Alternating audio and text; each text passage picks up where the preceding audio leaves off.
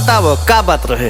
हमारा गांव में आयल डीजे बजावे, घर के बगल में शादी पड़ रहा है। अच्छा। देखने तो हमरा और तकलन, हम इनकार तक नहीं, हमरा आँख ही मरलन, हम मरनी।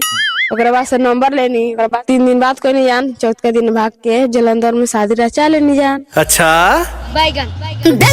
देखोते नैनाचार हो गई, डीजे के ऑपरेटर से प्यार हो गई, डीजे के ऑपरेटर से प्यार हो गई, कैसे बताई हमार हो गई, डीजे के ऑपरेटर से प्यार हो गई, डीजे के ऑपरेटर से प्यार हो गई। तो भतार हो गई।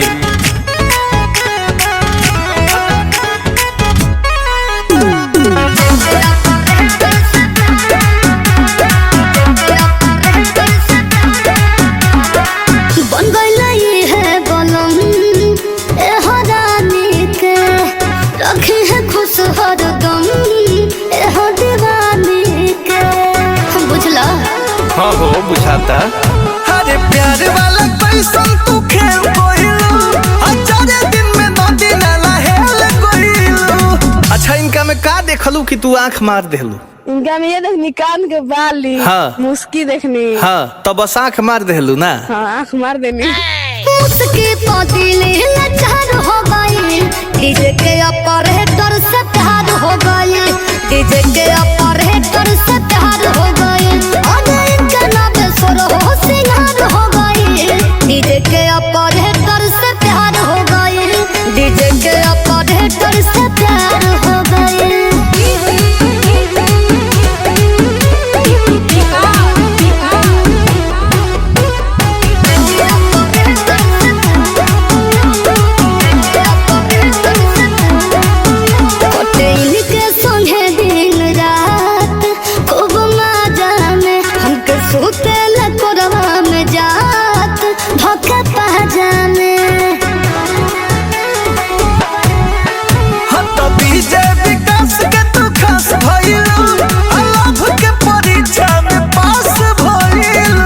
अच्छा नंबर आगे ये देलन कि आगे तू देलू? आगे हम नंबर देनी, हाँ साइड में बुला के। अच्छा नजरी के तीर आर पार हो गई, डीजे के ऑपरेटर से प्यार हो गई, डीजे के ऑपरेटर से प्यार हो गई, अरे कोई चाहो छाने में करार हो गई, डीजे के ऑपरेटर से प्यार हो गई, डीजे के ऑपरेटर से प्यार हो गई।